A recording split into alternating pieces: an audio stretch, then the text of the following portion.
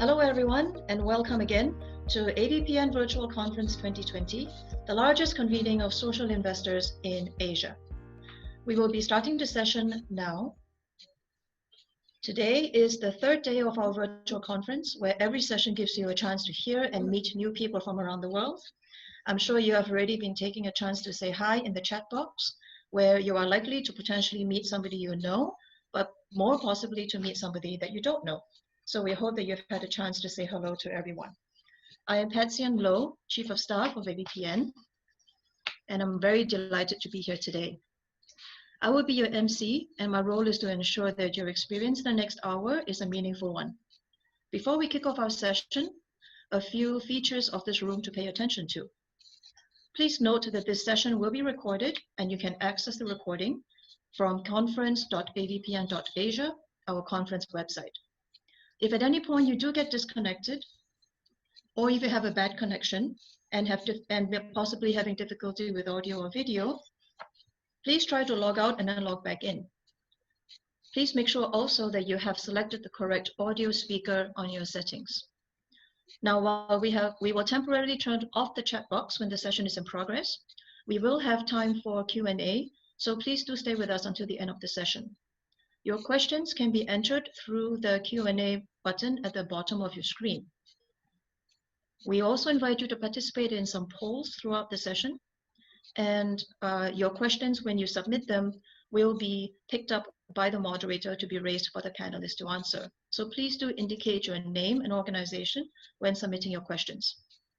While I'm sure the moderator will be doing his best to pick up all questions, if we do run out of time and we don't address all of the questions, we will do our best to also invite questions and comments from the audience at policy@avpn.asia. Now, most of you already know AVPN, but for those of you who are new to us, let me quickly introduce AVPN to our new friends here online. We are a network of funders and resource providers with over 600 members across 32 markets. Our mandate is to move more capital towards impact in Asia by providing social investors like yourself opportunities to connect, learn, and lead. We have been sharing highlights of our day live on LinkedIn, Facebook, and Twitter, so we invite you to do the same, and don't forget to tag us with hashtag AVPN2020. If you have any further technical queries, please reach out to us through the Q&A box or use the links provided in the chat box to reach the AVPN Tech Help Desk, and we will respond as soon as we're able. So now, kicking off the session, let me quickly introduce what we'll be covering today. It is well recognized that policy and regulations play a critical role in catalyzing the growth of financial markets. We have certainly heard the call for policy to be a collaborative and catalytic partner in sustainable and green finance. How does this look like in Asia, particularly from the perspectives of investors and intermediaries? And how do regulators balance delicately the need to encourage a financially oriented marketplace to pay attention to important, sustainable, and climate outcomes? Well, today, we are going to hear from a panel of experts. Niall O'Connor, Director for Asia, Stockholm Environment Institute; Anne Lee, Head of Sustainable and Impact Investments, Asia, LGT; Joseph Pepping, Director of APAC, DCM Syndicate, Global Capital Markets, Bank of America; Runvadi Suwanmongkol, Secretary General, Securities and Exchange Commission of Thailand. To kick us off, I will be turning the floor soon to our moderator, Niall O'Connor from the Stockholm Environment Institute. Niall has extensive experience with government, academia, and non-government organizations in Africa and Asia, deeply committed to sustainable development and its impact to vulnerable communities.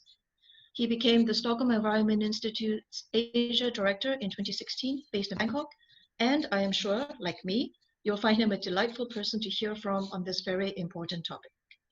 Niall, your microphone should be on now, and the floor is yours. Thank you very much indeed.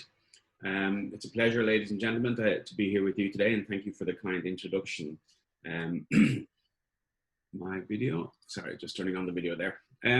So as you heard, I'm with the Stockholm Environment Institute. We are a global research to policy and best practice institute based here in Bangkok for the Asia region. And we have a team of about 40 or 50 researchers that are working on different areas around environment and development to try and support a sustainable and just future for all. But today's session, we want to really make sure that we look at it from the point of view of financing and sustainable financing, and what are the regulatory and policy approaches that can help that. And we have a very distinguished panel with us here today to help look through this. But to start, we're looking around at the economic recovery plans, and we have an unprecedented opportunity for financial policymakers, regulators, to help adopt more green approaches for that green future that we want. But keeping in mind the urgent need for health, food security, and employment opportunities, particularly now, given the post-COVID issues or the ongoing COVID crisis, we've got to make sure that longer-term economic stimulus packages integrate those green and sustainability elements, making sure that we're focusing on the needs of the people and the vulnerable and the communities. But the question at the moment is, are we in a strong enough position to really scale up this financing towards that full green economy? And if we cannot, for sure we're going to be facing much bigger challenges, not just what we see with COVID, but what's coming with climate change beyond that. And we know that it's getting worse. We know that it's going to cause a lot more hardships for many marginalized and vulnerable communities. And yet, just I saw this morning from Bloomberg, about only 0.2% of all of the coronavirus-related stimulus spending in the world's largest 50 economies have been allocated to green policies. So we're clearly not far enough on the road to do what we have to. So I think it's time for change. It's time to push harder than ever before for a new, inclusive and equitable low-carbon future. And while we're doing this, it's critical that we integrate gender equality and social equity throughout all of these financial stimulus packages. And in this way, we may be just able to create that transition to a just and equitable future. However, access to this sustainable finance is going to be key to all of this. And we need it to be available to marginalized communities, and that has complications as well. And we need it to be available to also women to access the money in a way that has not been possible before. And we heard yesterday through the gender lens investing across Asia that it's now up to 1.4 billion has been invested through this gender lens investing approach, which is great, but we need to encourage more so that more women, more indigenous communities and more local knowledge is integrated in a more human rights-based approach towards a sustainable future. However, for this to happen at scale, public resources and dedicated funds need to be used efficiently to attract institutional investors. It's important that we share experiences, ensure that broader stakeholder support is guaranteed in order for these funds to reach those vulnerable communities. And I believe, and hopefully we'll hear today, that using the debt capital markets, this could be a natural financing choice to meet this challenge due to its required scale of resources and the cost efficiencies. However, it remains at the local level that underdeveloped local capital requires international investors' participation, supported with blended finance mechanisms to ensure and enhance capacity and the scaling of funding available. And we want to try and discuss this through the meeting today. However, one of the key challenges that I find not coming from the finance sector particularly is that bringing together the stakeholders and the blended finance is the disconnect between the stakeholders and the types of languages that are used in the financial sector. I think sometimes we need to simplify the complex systems developed. We need to create a more common language that can be understood and hopefully share a vision of how we can bring this together. So working together, we can make sure that funds are accessible and not just to those well-established players and business models that are being used today. We need to open it up to more and create that accessibility. To do that, we need to build capacity and understanding of the mainstream finance systems and make it available to the vulnerable and marginalized communities.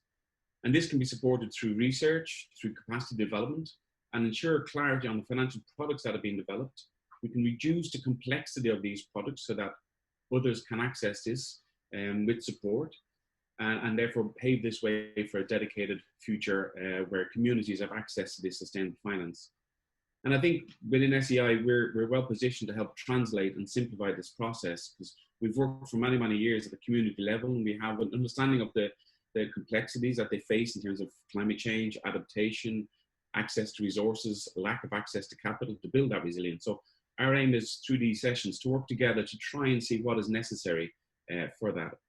And currently we've been doing this through the Stockholm Sustainable Finance Centre, based in our headquarters in Sweden, of linking with banks and institutional investors. And we're now developing the same concept to work here in Bangkok across Southeast Asia, to try and bring all of these knowledge producers together, to bring the banks, the investors together, and really think through these processes and develop the material that can help broaden out this sustainable finance to all.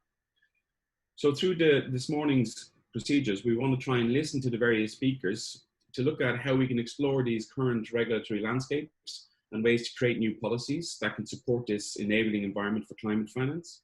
Share your experiences and perspectives from both the public and private sectors, and maybe discuss how we can build capacity for the social investors in the future and make sure that we deepen our knowledge for all stakeholders on climate finance. And then we hope to hear a little bit more from the audience through question and answers and challenge maybe some of the thoughts and perspectives that we have. And then hopefully we will entertain you for the next hour or so. So with that, I'd like to then start to introduce the first of three speakers. We will have three speakers doing approximately 5 to 7 minutes each. And our first speaker this morning is going to be Ms. Runbadi Suanmangpol from the Secretary General of the Securities and Exchange Commission here in Thailand. Prior to joining SEC, she'd been working at the Ministry of Justice for over 15 years in a host of incredible positions, so I'm sure she brings a vast amount of knowledge to this discussion. So please can we provide the PowerPoint for Ms. Runbadi, and she has the next 7 minutes. The floor is over to you. Hi, good morning. Thank you very much, Bill, for your kind introduction. I think that I would like to present or share my experience and then the SEC policy with the slide of the 1 or 2 or 3 slides to begin with.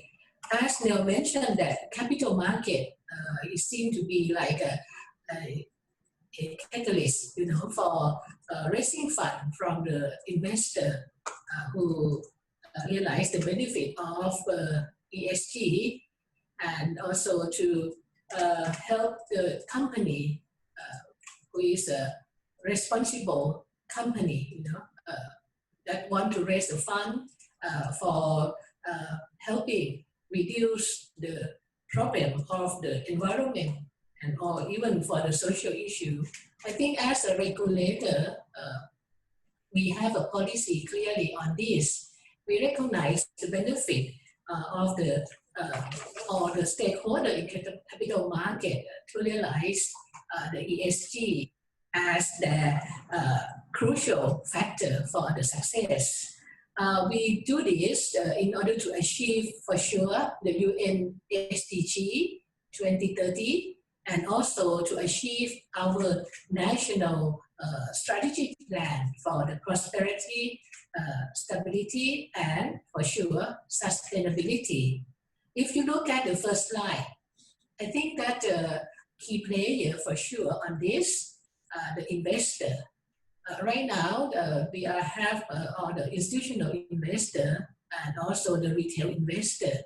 They are look for the company who put the focus on the ESG for their long-term performance. And also the issuer themselves, as we encourage all now, we have at the moment 700 listed company.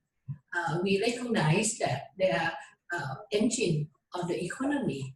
Meanwhile, they have to make sure they lessen the potential risks associated with their operation, especially with the environment one. And so that we emphasize them to recognize the so-called ESG in process, so that and also to be a responsible company on this. And then with this, we make sure that we would have a transition economy for the sustainable economic growth. If you turn on to the next slide, for the roadmap for Thailand, here, if you look into this, we have 6 elements for sure, and then this is one thing that we want to share with the audience here. We start with the issuer, the company who need funding for their operation, that they look into the ESG, environment, social, and governance. And so that we have product, as Neil mentioned. Right now, there are a variety of that, especially in the debt instrument. We call green bond, we have social impact bond, we have social enterprise bond, we have sustainability bond, And right now, sorry, it's okay. Can we have the second page again? The previous page, yes, right. And so that right now we have issued notification or set up the ecosystem in Thailand for the local company to issue the green bond, and then we are now to start with the so-called the infra fund or even the REIT, the property related, so that the products, there are a variety of that so that the investor could have choice. Another ingredient that's quite important to us is the third party who review or the assessor to make sure this is a pure green, we are working on right now in Thailand. We have already the rating agency, but we want to begin with having the green reviewer or assessor. We are working with the international organizations such as ADB or the World Bank to help set up a local assessor on this. For the investor, as I said, there are both retail and institutional. If I point to you at the moment, the institutional investor like the pension fund, the mutual fund, and social funds like that, they are search for a company who put emphasis on ESG. What we call in this, that they put out the negative list. If the company have violate environment and so forth, they try to be off on that, like that. And this is the initiative from the government pension fund together with the mutual fund. As the retail investor, I must say, this is a general characteristic. They still, everyone put investment, look for the high yield. But we need to raise awareness among the retail investor to again put their money into the company who is a responsible citizen on that. As another factor is about platform. How we can make sure that information is well disseminated in this. We want to make a bulletin platform. Everyone can search on the product and also the detail on that. And the last is about cooperation. The engagement among the industry and the related organization is one of the crucial things. One thing I like to point out, I think this is a common requirement among other regulators, is about disclosure. If you investor want to look for the company who is a responsible one, as I mentioned, how could we affirm to that? For sure, the disclosure requirement is necessary. Thai SEC start with mandatory disclosure for all company with their annual report of next year. What I can say on this, beginning from 2022, you can see every listed company as a mandatory have to disclose what they have done so far in terms of the environment protection, social, and also the governance. Again, talking a year or two from now is a bit too far, but we encourage as a voluntary. You can see big firm, they have no problem on this, but we're working on the medium-sized and small company on this. I think that I may run out the time at the beginning, but again, can I have 1 minute to show you a case? Next slide, please. Again, we have a moment we have 6 issues already for the green bond. But if you talk about the green, upcoming is about from the Bank for Agriculture and Agricultural Corporation. They want to raise 20,000 million for green to bring the fund for the farmer and also to the planter to grow the tree up country. I think this is the way that we can move along. And then, as Neil mentioned, the vulnerable group and also the indigenous among of the country people can mobilize and be in the green.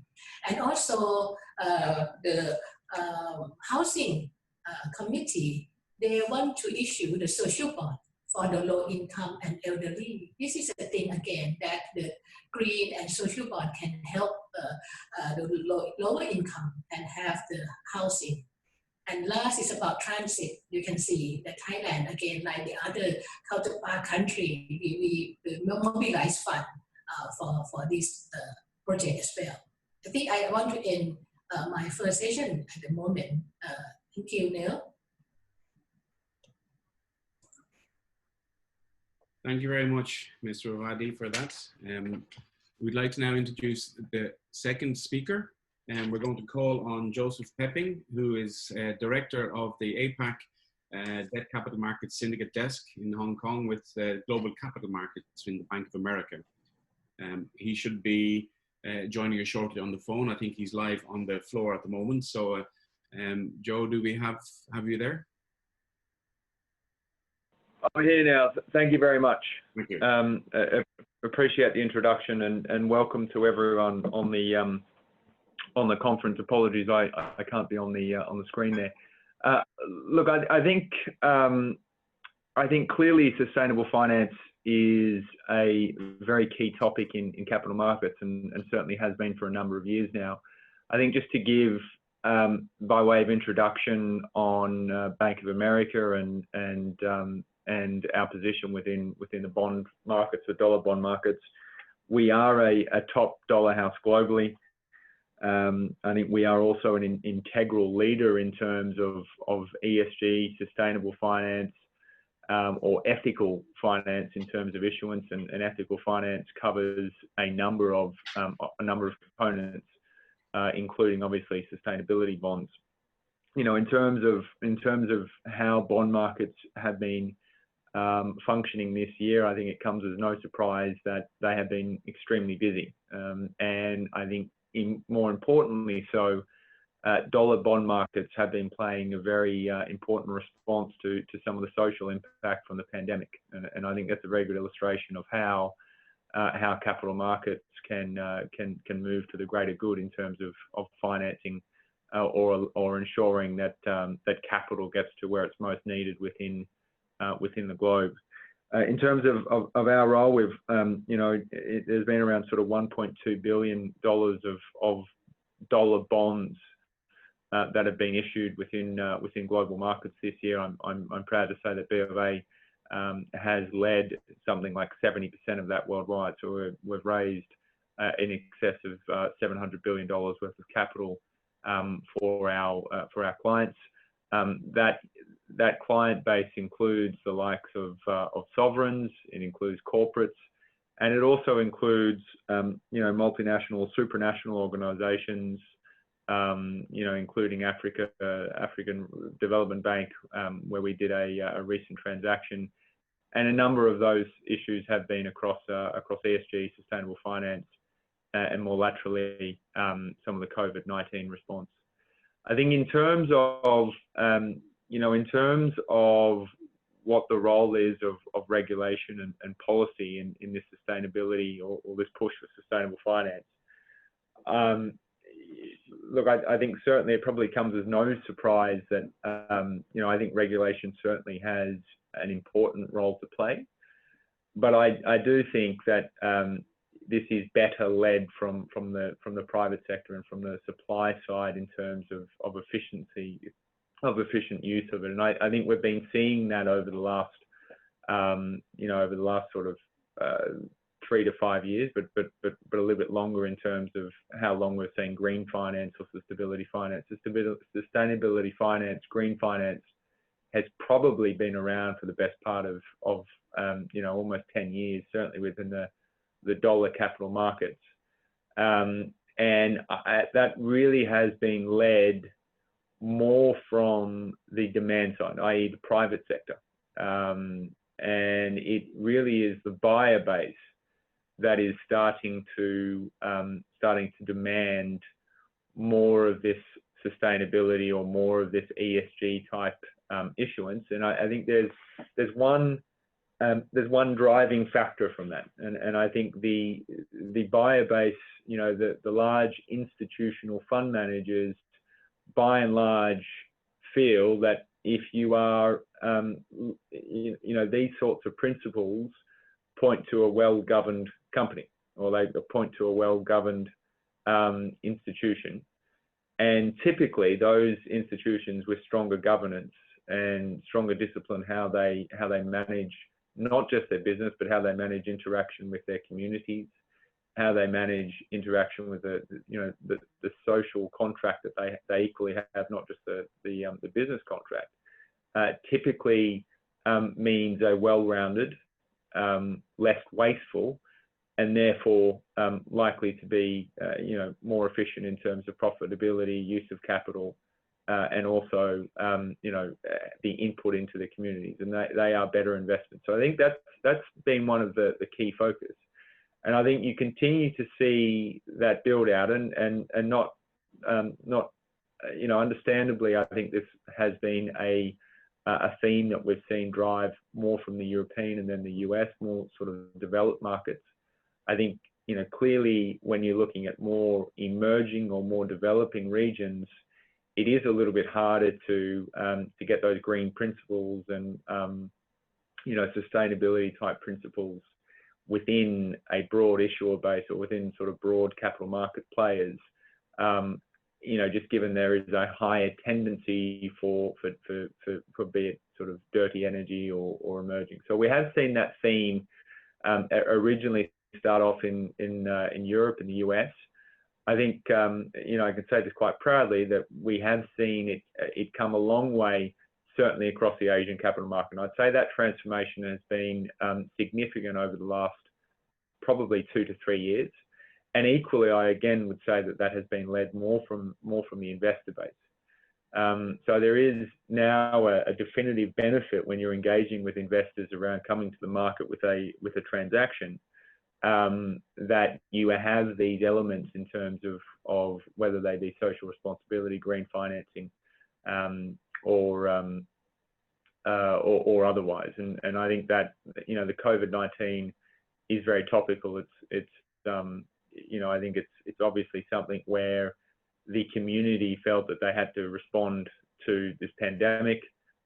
We have seen a number of sovereigns within the region that have come out and done COVID-19 issuance specifically for the point of financing and managing their budget stimulus and how they need to support local economies. So that sort of, you know, that sort of response, I think, is a framework for how, you know, capital markets and particularly when I'm looking at bond markets, how bond markets can certainly you know, further develop this sustainability, and more importantly, how do you get dollars down to where it's needed? And I think, you know, the right private sector issuers with the right sort of programs in place, issuing into dollar capital markets and being funded by large institutional fund managers here in Asia and across Europe and the US is a very important tool in sort of funneling that type of capital down to where it is needed the most. But I'll pause there now. Okay, thank you very much for that, Fiona. I do have a question to come back to you, but I'll do so after we listen to the third and final speaker, but by no means the least. En Lee is joining us here. He is the head of Sustainable and Impact Investments Asia for LGT, I think noted as the world's largest family-owned private banking and asset management group. He also works with the World Economic Forum ESG Advisory Group, the Green Finance Committee of China, and the Asia Investor Group on Climate Change, and brings a vast amount of experience to this discussion. So I hand it over to you, En, for the next 7 minutes or so. Thanks so much, Niall. Well, hello, everyone. I'm delighted to be here today and to see such a strong virtual turnout. So congrats to the AVPN team, and I hope you're all healthy and well. My name is En Lee, and I lead the Sustainable Impact Investments in Asia for LGT. By way of background, LGT is a banking and asset management firm owned privately by the princely family of Liechtenstein. And I wanted to really give that as a context because the family has a unique legacy for over 900 years and 30 generations. So in many ways, sustainability is built into their DNA, and is therefore an intrinsic part of the firm and our values. For over a decade, we have been pioneering sustainable investments from ESG to impact investing and even venture philanthropy. Today on the panel, I represent the investor voice. So I think I'm going to add a few perspectives from the lockdown, some reflections, as well as some key industry drivers that are really pushing sustainable finance. I think firstly, in many ways, COVID-19 has really been seen as a test run for a major climate event. I mean, the parallels are clear. Both are silent threats of a global scale. They move quickly through borders. They do not discriminate between rich or poor, young or old, or race or religion. Both are existential threats against humanity, where complete solutions are still unclear. Although both threats are known, we have not taken them seriously enough, and hence this urgent call to action. The second reflection I had was when I was doing the lockdown in Singapore, I realized that whilst the skies turned clear blue and nature thrived, many people forget that pre-COVID, Australia was fighting with the blazing fires, and the rest of the world experienced the hottest weather in history. The point is, climate change remains a persistent threat alongside social challenges like healthcare, education, and inequality. And the pandemic has demonstrated the interdependence of people, planet, and prosperity. Without a healthy environment and society, we cannot have a healthy economy. Okay, now to add on to this, what my panelists have really described, I think from an investor's perspective, we also believe that to invest sustainably has never been more important. And there's sort of four key trends or drivers that we see. The first is demand. I think Joseph has really pointed to that on the DCM side, on the debt side. But I think it's important to understand that global investor demand across all asset classes have increased. Sustainable assets allocated today are roughly 30 trillion, which is 1/4 of all managed assets globally. According to Morningstar, even during Q1 this year, when we had the sell-off, ESG fund inflows topped at 45 billion, in stark contrast to 385 billion in overall fund outflows. Green bond side, they hit a record issuance number of issuances in 2019 of 255 billion. And even in the private markets, where impact investing has been gaining a lot of traction, it has been doubling every 2 years with an estimated market size of $500 billion today. And I think to add to Ms. Renverdi's point about institutional investors, which have the biggest share of the capital markets, just looking at the number of signatories, over 3,000 of them that have signed up to the Principles of Responsible Investing, representing over 100 trillion. Okay, so those are demand drivers. Now, as you know, risk and return have been the strongest motivations for most investment activity. So let's start with risk. Earlier this year in Davos, they launched the Global Risk Report, which suggests that some of the biggest top 10 risks are ESG related. Now, dominated by climate change, the other risks include biodiversity loss, extreme weather, natural disasters, water crisis, and unsurprisingly, infectious diseases. In a reality where climate change, rising inequality, poverty, and environmental degradation are real and present challenges that have a financially material effect on all businesses as well as investments, investing sustainably is no longer an option, it's an imperative. Now, if you go to the returns, there's some very optimistic data on that as well. And ESG was once considered a compliance cost or risk mitigation. But historical data has shown that ESG integration is positively correlated to value creation and stronger financial performance. Even in the recent COVID sell-off, not only did sustainable investments outperform their traditional counterparts, but were also more resilient. Now, according to BlackRock's recent report, the majority of ESG investment portfolios outperformed in the last 3 months. And this was confirmed by looking at the MSCI and S&P ESG indices that also outperformed the conventional counterparts by a significant margin of 6 to 11%. And the last driver, obviously, Ms. Renverdi has really added, is really the role of regulation. And that links very nicely to our discussion today, because regulations have been a key driver for sustainable finance and ESG adoption over the last decade or so. Right, and as the industry matures, there are growing regulations globally on a variety of issues, For example, there is the climate neutrality policies like the green bond deal, or trying to standardize the kind of language and taxonomy that Niall mentioned, for example, the EU taxonomy. There are also various industry principles and standards, and I think Joseph can add to this, really like ASEAN or the EU green bond standards, which is really trying to create an industry standard for the issuance of green bonds and sustainability bonds. There are stewardship codes. For example, in Singapore, we have the Singapore Stewardship Principles that regulate investor and investees engagements. And obviously, and last and probably most important, is the rise of ESG and climate-related disclosures. And key among them refers to the Task Force for Climate-Related Disclosures, or the TCFDs. So I think all these drivers really point to the direction that we have a potential breakthrough moment for sustainable finance to mainstream, and to ensure that as we're recovering from the pandemic, we have the ability to build better and build a more resilient, inclusive, and sustainable future in Asia and beyond.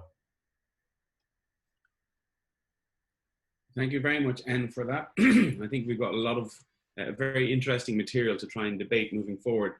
Patchen, do we have the screen for the poll here? Is that possible?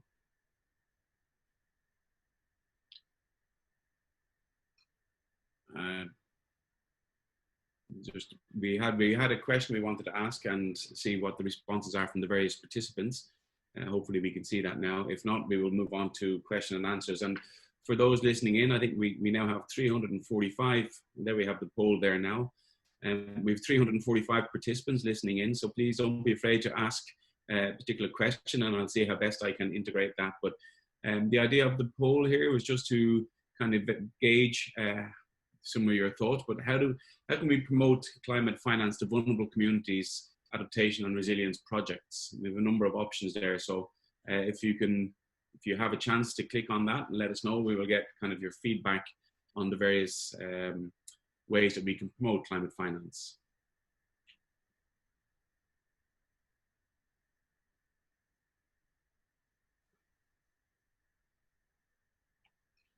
I'm told I'm not allowed to vote myself, so I'm waiting for others to vote on that. And then we will come back to the questions. Okay. So while people are voting on that, maybe I'll start going back to the panelists with some questions, and please don't forget to send in your own questions to us. But if we could go back to Ms. Ruambadi, I know that you had maybe some more things to say on your slides, but I wanted to just go back to this whole area of the Task Force on Climate-Related Financial Disclosures. You were talking about that, but what is really happening across Asia on that? How well is it being integrated? And is there an appetite to be compliant amongst the businesses? And what more can we do to promote and to push compliance across the businesses? And please don't forget to unmute your microphone, Ms. Ruambadi. Okay. Perfect. Hello, yes. Can you hear me now? Perfectly well, yes, thank you. Okay, right. As Joseph and mentioned that I think for this area is a demand-led. I think that the institutional investor is a key on this. We as a regulator, we have to make sure that the information is well disseminated and distributed among all the potential issuers. For this, I think that one thing that we realized that the company who put effort on ESG, talking about the cost is perhaps more costly. So that SEC, not only for the regulation that we already prescribed, but we have incentive for waiving the filing fee. Besides on that is the disclosure, as I mentioned early on. It have to take step by step. We have to engage all listed company to make sure that whatever we put on, they can comply on that. I think it's both way, demand and supply. Well, the regulation already there, and then we monitor on that. But again, investors themselves have to have a push on this. If there is any even news on the company, they have to search for the fact on that. But again, we hope that disclosure will help, because this is again in line with international standard. I think that we put on the International Capital Market Association. We look on the reporting is one key of the core principle on that. Yes, thank you.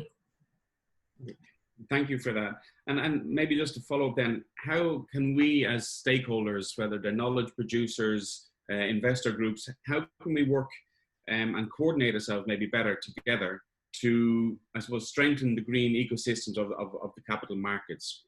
What would you encourage us to do more so that we can really drive accessibility to sustainable finance? I think the community belongs to everyone. Everyone has responsibility on this. We as SEC, we open ourselves both in Bangkok and our country. We set up the platform, and by using the electronic, you can send email to us if you feel something is missing or something wrong on ground, Secondly, we work together with the business. We form the committee. We bring together issuer size, NGO, and also academia, and also the investor side. We put out the so-called, working on the association and the so-called Thailand Responsible Business Network, TRBN. This is a quite very effective organ, even though it's still young, but I mean, they are very active on this. I think that we welcome all the voice from everyone. Thank you. Thank you very much. And it's good to know that we have a voice that can be heard. So we appreciate the efforts you're making on that. If I could turn to Joe quickly on a question I wanted to come back to. We're talking about the COVID crisis and resources that are now being put into stimulus packages. And we know that the bank yourselves have put in over 1 billion COVID bond for the health sector clients, which is very interesting. Could I just ask whether this will have any impact or any shift in terms of the funds you're putting towards sustainable finance? Does it have any negative impact on issuances towards green and sustainability bonds? Well, Neil, I think the short answer is no.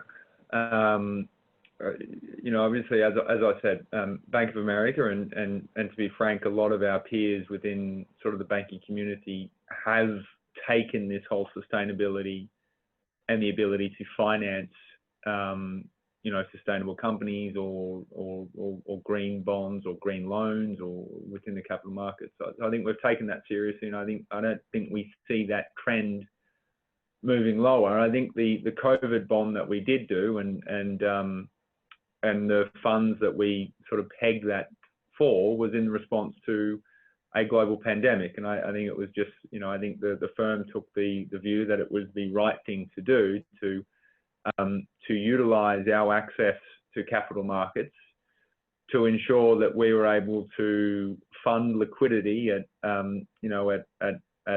accessible levels for those first line and responders, or those organizations or institutions that were taking on a very large responsibility off the basis of this pandemic. So I don't think it dilutes our relationship with green financing. I don't think it sort of brings that a notch lower in terms of where we see that importance.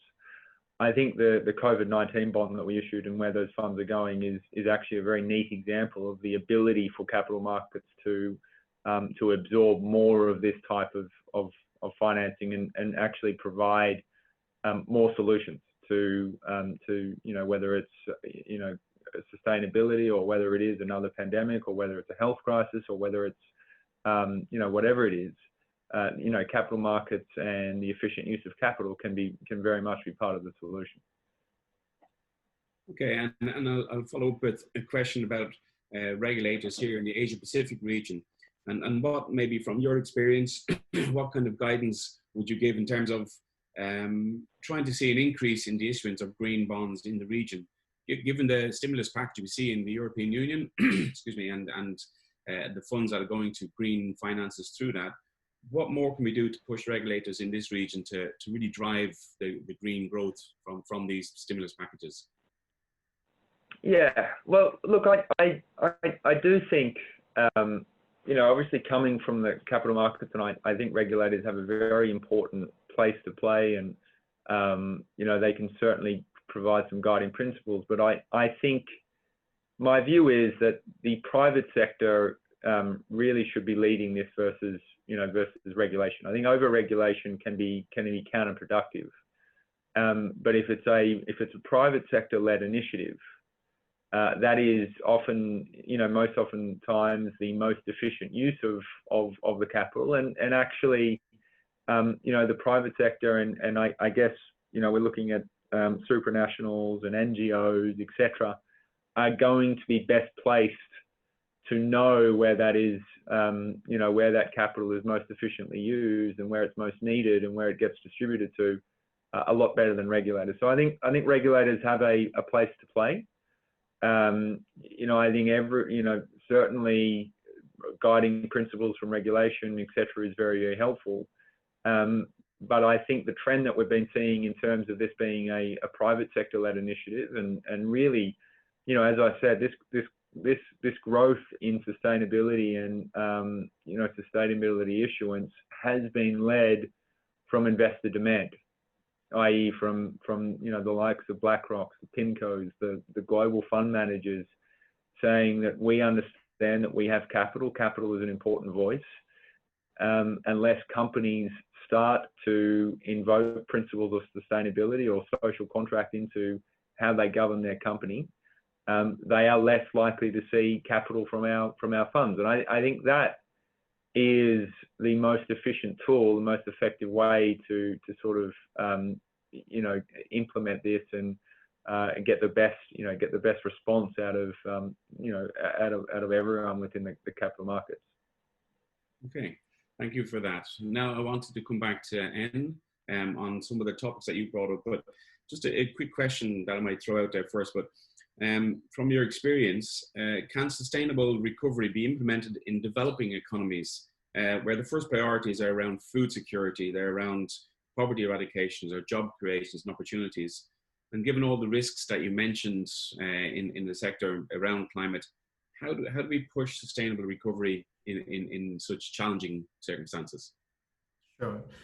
Thanks, Niall. I just wanted to sort of reinforce the opinions really made that investors have a key collective voice. And there are a few ways that as investors, we can help to make that transition. So I think on the collaborative voice piece, we're part of a group known as the Asian Investor Group on Climate Change, which is a peer-to-peer investor collaboration really to learn about climate risk and opportunities. And collectively, we're pushing, global market practices. There are currently 42 members representing over 9 trillion of assets, and we've been a member since 2018. One specific example of how we've done that is through a program known as Climate Action 100+. It's an investor initiative that's launched in 2017 to ensure that the world's largest greenhouse gas emitters take necessary action on climate change. There are 450 investors that have signed up to this initiative representing 40 trillion. So a very large support behind that. And some of these companies are obviously in the oil and gas businesses, where we're really trying to get them to transition to a net zero strategy. And a good example of that in Asia would be PTT, for example, in Thailand. And I guess the next part that sort of links to your question now is our ability to shape positive outcomes. And in complement to what Joseph has mentioned on the debt side, we are equity investors. And I think this is where the role of private equity can really make a difference as well. I mean, to give you some examples of the themes that we like, for example, renewable energy.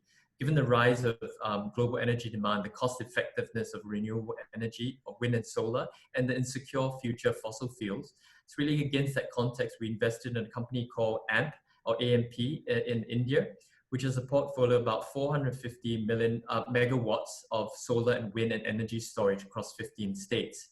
Other themes that we like, for example, electric mobility, right? A lot of parts of developing Asia lack access to electric vehicles. So again, in India, we've made an investment in Lithium Urban Technologies, which is India's first fully electric vehicle fleet that really operates a very innovative transportation and cloud-based management system. And that's one piece that sort of points to technology being the real leverage to help us scale in some of the poorest countries. Maybe on the last piece that we like is environmental conservation. And we support it through our venture philanthropy efforts, an organization known as the Institute of Public Environmental Affairs in China. It's one of the leading NGOs that provides real-time data on on companies that are emitting illegally.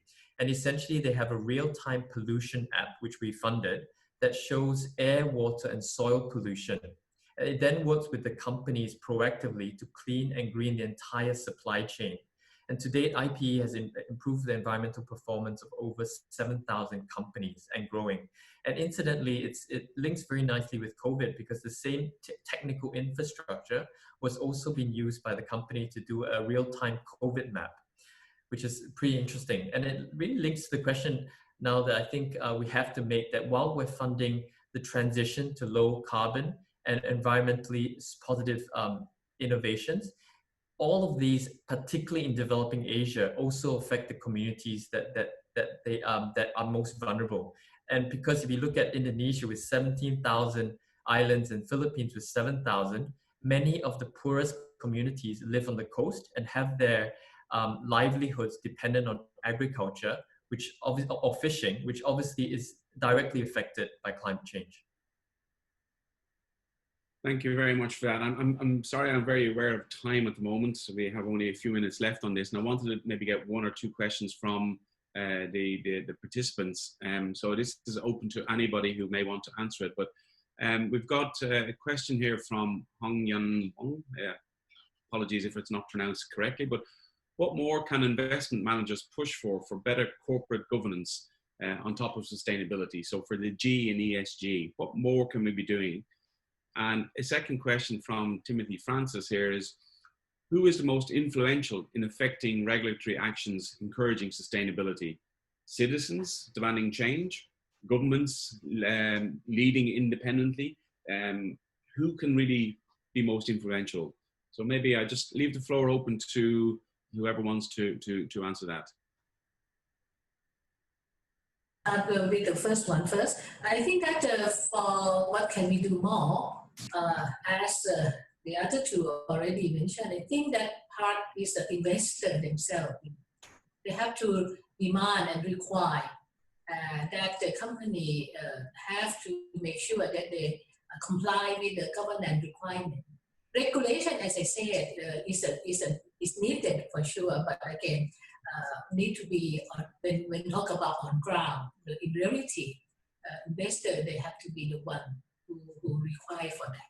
Thank you, and be a catalyst and push factor. Thank you. Thank you, Joseph. You're unmuted. Do you have a response? Yeah. Well, look, I think, you know, quite frankly, I think citizens, you know, each of us have the most power to sort of dictate regulation and how green principles and how we treat environment and how we distribute sort of capital to where it's needed is we have the most important role. I mean, governments obviously are a function of what you know, for the most part, citizens need. So I think we are the most decisive factor in this. Thank you for that. People power. Well, let's make sure we get behind that and push it. En, you have yourself unmuted. Go ahead. Sure, and I want to add to that, maybe bring it in the context of a real example in Singapore. I think the answer is I agree with all of that, but these are, when you're trying to build a market, you need both supply and demand and all the intermediation. So I think what Singapore has done quite well is they've had several, even before rolling out the Green and Sustainable Bond Initiative, several multi-stakeholder engagements to really find the pain points and the opportunities. And then obviously standardizing sort of on that governance point, some of the disclosures that are required and the taxonomies, right? So for example, as you might have heard, that we're publishing actually the environmental risk management guidelines, which obviously affects governance across banking, insurance, and the asset management sectors. So that's one way to sort of draw a common line across the industry. And at the same time, in terms of funding opportunities, they put together a $2 billion green investment program for managers. And obviously, when you're providing the funding, you also have the ability to shape the governance and how that funding is actually used. So these are just some of the ways that I think are positive ways in sort of driving that multi-stakeholder engagement. Thank you very much. And I really want to just say to all of our panelists here, just a strong appreciation for myself and from AVPN for taking the time here. I know there's maybe about 100 other questions we could ask and continue to dialogue. And I'm very interested to try and keep this moving beyond this session itself. So hopefully we can do that. I'm just trying to think from an SEI point of view, rather than trying to draw all the key points that have come for this, because everybody has given many key points, but I think maybe it's a call to, I think we had over 340 participants on this today, which is a fantastic number and very much appreciate that. But I hope this as a group can continue the dialogue around access to sustainable finances and what we can do to bring these stakeholders together to really look at how do we create the simplified version so that we can open up access to the more vulnerable and marginalized communities. How do we make sure that as a group we allow access for women to access this financing to develop as well? So I think there's a lot that the group has to offer, and part of what we would like to do within SEI, I suppose, is to try and create this center for financing sustainability along the lines maybe that you also have in Singapore, and to try and bring the knowledge producers together, try and work with the leadership like yourselves on what are the real issues that we need to address. How do we do the research and build capacity across the sector to try and enhance this accessibility? I think it's going to be one of the key challenges in the future. And as you said, I think, Anna, it was you that mentioned that COVID is like, it's a small version of what climate change is bringing to us. The difficulties and the challenges that many people are going to face, whether it's because of living low elevated areas around coastal areas, and people are talking about the slow onset sea level rise and the disasters that will bring. We know what can happen. We've had the 2011 floods in Bangkok and the major impact that that's had on the global trade, for example. We know that this is coming. So unless we start working together to provide access to sustainable financing for people to become more resilient, we're going to face more and more disasters on a scale that COVID is small in comparison. And yet it's been a terrible tragedy already. So I can only reach out to everybody to try and continue this dialogue, to try and keep connecting with the partner organizations that you're on with today. And I very much appreciate that we've had 3 fantastic panelists. I know there's no way we can give a round of applause to them like we would do in a nice room, but I can hear 340 people clapping in their own rooms for you and thanking you for your participation in this. And we look forward to taking this dialogue further.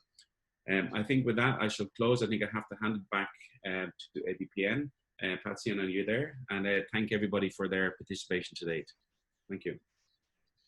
Thank you. Thank you very much, Niall, and thank you very much to all the panelists. Deepest thanks to all of you, Niall and Joseph and Runvadi, for your well-rounded perspectives on this very intricate but also very mutually dependent relationship that investors, intermediaries, and government have with each other to achieve sustainable outcomes. So clearly, policy and regulatory approaches to advance green and sustainable finance doesn't operate in a vacuum, which is why we are really excited that all of you agree with us and are part of this deeper conversation, representing almost 400 people, 398 to be exact. So now the number has gone up since you last looked at it, that have logged into this session. So we're really excited to also hear from you about how else we can find different ways that capital providers, ground organizations, and governments can work together to advance climate action and climate outcomes. So we would like to also draw your attention to the AVPN Climate Action Platform. The link is now on our screen and also in the chat box. We'd like to invite all of you to please join this platform to know which AVPN members are active in mobilizing capital for climate outcomes and which organizations are potential partners for your own work in climate action. From a policy perspective, AVPN's policy team, as well as our partners, the Stockholm Environment Institute, would love to hear from you on how else we can catalyze the social investment community to do more to advance sustainable finance that would support vulnerable communities. With today's virtual session as our humble contribution to reduce the collective carbon footprint, we are confident that all of us here will become an undeniable force in climate action. So with this, we are now at the end of the regulatory and policy approaches to catalyze green sustainable finance session. Before we say goodbye, please do complete our last feedback poll so we know how this session has been for you. You see the questions now on screen, and we will also be popping up the poll for you as well. We'd love to hear from you about how this session has been helpful. This session is made possible with the kind support of our lead partners, Chandler Foundation, Stockholm Environment Institute, and EDAN Prize. Our knowledge partner, WOCAN, who is also known as Women Organizing for Change in Agriculture and Natural Resource Management. To continue chatting with our speakers and fellow delegates in this session, do make full use of the AVPN connector. You can find the link in the chat box and also on our conference website. And please don't forget to share highlights of this session on social media and tag us at #AVPN2020. The AVPN conference will continue with the next session called Developing Sustainable Solutions Across Asia, looking at how we can develop systemic solutions to climate change from our lessons from the pandemic. This will start at 12 o'clock Singapore time, and we look forward to seeing you there. Meanwhile, from the team here at AVPN, have a great day ahead. Goodbye.